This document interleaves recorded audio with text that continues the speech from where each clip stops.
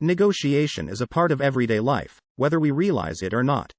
We all negotiate consciously or unconsciously in our day-to-day lives, most of which are pleasant and result in a win-win situation when it happens with family members and friends.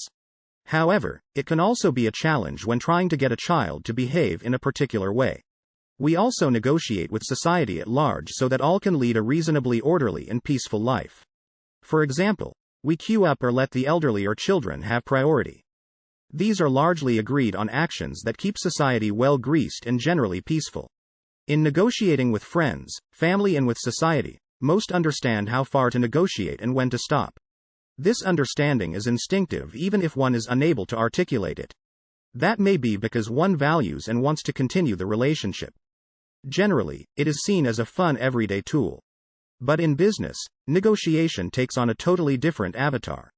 Negotiations are seen as fraught with stress, manipulations, and pitfalls. Words like ease, fun, and empathy that can be associated with everyday life negotiations are mostly not part of business negotiations. Why does that happen? The simple and straightforward answer is that business involves money and it is everyone's job to make money or save money for the organization. But that is not totally true, as organizations do spend money on communities, employees, and in other areas that do not contribute to profits but add goodwill. The answer probably lies in what an organization stands for and also how a particular manager operates.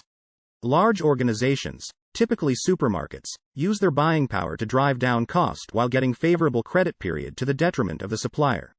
In the short run, a small supplier may fold. In the long run, the supplier may lower quality, which may lead to the supermarket changing suppliers and repeating the cycle once again. Some negotiate to squeeze out the best possible deal. While it may not appear to be a bad thing to do, it does affect the organization in the long run. If a supplier had been pressured to give the lowest possible price, not only will service be affected but also how the supplier responds to future requirements, which would nullify or negatively impact the cost savings. I believe it would be best to stop negotiation when both the buyer and supplier both know there is still some room left. It takes experience, awareness, and empathy to know when that line has been reached, which, if crossed, is too far. When the supplier knows the buyer could have squeezed some more but did not, they would reciprocate by providing great service which would be more valuable than a few dollars saved. Not crossing that line creates goodwill between the organizations as well as the individuals and normally leads to a long and fruitful relationship.